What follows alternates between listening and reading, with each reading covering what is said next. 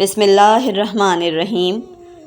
Video کو شروع کرنے سے پہلے آپ تمام دوستوں سے گزارش یہ ہے کہ ایک مرتبہ نہایت احترام کے ساتھ درود شریف پڑھ لیجئے۔ اللہم صلی علی محمد وعلی آل محمد۔ ویڈیوز اچھی لگیں تو چینل کو سبسکرائب کر لیجئے۔ میں نے تم کو بتایا کہ وہ بہت تکلیف و مصیبت میں مبتلا ہیں۔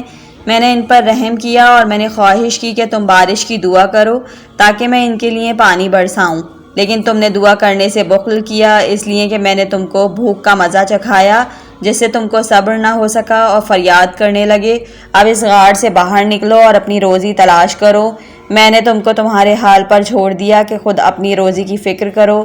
یہ سن کر ادریس علیہ السلام پہاڑ سے نیچے آئے تاکہ کہیں سے کچھ کھانے کو ملے۔ بھوک کی تکلیف دور ہو شہر کے قریب پہنچے تو ایک گھر سے دھواں نکلتے ہوئے دیکھا۔ وہاں پہنچے تو دیکھا کہ ایک ضعیفہ نے 2 روٹیاں پکائی ہیں اور آگ پر سینک رہی ہے۔ اس سے فرمایا کہ مجھے کھانے کو دو کہ بھوک سے بے طاقت ہو رہا ہوں۔ اس عورت نے کہا، اے بندہ خدا، ادریس کی بد دعا نے ہمارے پاس اتنا نہیں رہنے دیا کہ کسی اور کو کھلائیں، اور قسم کھائی کہ ان 2 روٹیوں کے سوا کچھ اور نہیں ہے۔ جاؤ اس شہر کے علاوہ کسی اور شہر میں روزی تلاش کرو۔ ادریس علیہ السلام نے کہا، اتنی روٹی تو دے دو کہ میں اپنی جان بچا لوں اور میرے پیروں میں چلنے کی طاقت آ جائے۔ اس نے کہا، یہی 2 روٹیاں ہیں، ایک میرے لیے اور ایک میرے بچے کے واسطے۔ اگر اپنی روٹی تم کو دے دوں تو خود مرتی ہوں، اور اگر اپنے بچے کے حصے کو دے دوں تو وہ مر جائے، کچھ اور نہیں کہ تم کو دوں۔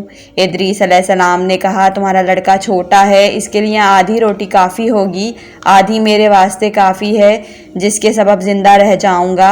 عورت نے اپنے حصے کی روٹی کھا لی اور دوسری روٹی ادریس اور لڑکے میں تقسیم کر دی۔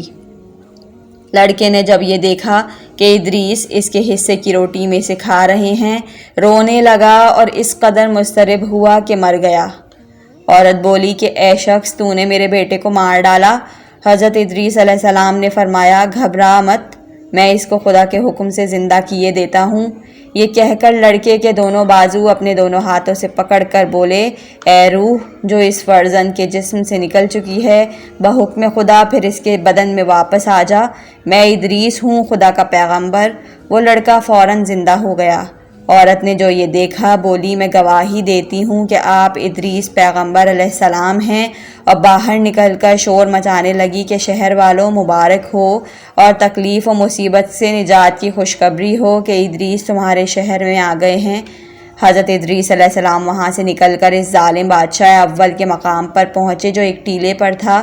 پھر ان کے پاس شہر والوں کا ایک گروہ آیا اور کہا، اے ادریس، اس 20 سال میں آپ کو ہم پر رحم نہ آیا کہ ہم ایسی تکلیف و مصیبت میں مبتلا ہیں اور بھوکے مر رہے ہیں، لہٰذا دعا کیجئے خدا بارش کرے۔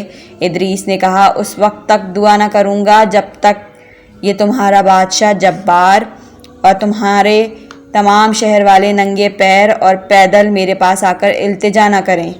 جب بادشاہ نے ادریس علیہ السلام کا یہ کلام سنا، 40 آدمیوں کو انہیں گرفتار کرنے کے لیے بھیجا۔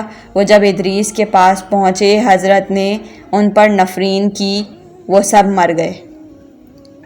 بادشاہ نے جو یہ ماجرا سنا تو 500 آدمیوں کو ان کی گرفتاری کے لیے بھیجا۔ انہوں نے ادریس سے آ کر کہا، ہم اس لیے آئے ہیں کہ آپ کو بادشاہ کے پاس لے چلیں۔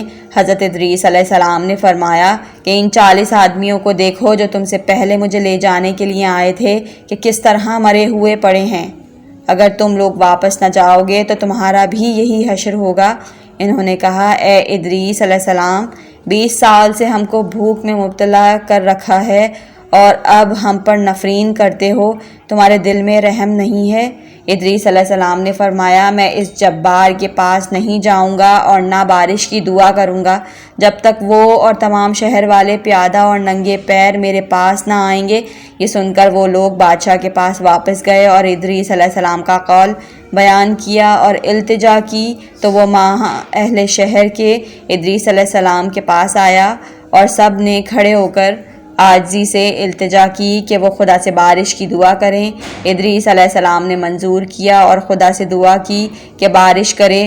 اسی وقت آسمان پر ابر آیا، بجلی چمکنے لگی، رعد گرجنے لگے اور بارش شروع ہوئی، اور اس حد تک پانی برسا کہ ان کو غرق ہونے کا گمان ہوا، اور جلد سب اپنے اپنے گھروں کو واپس آئے۔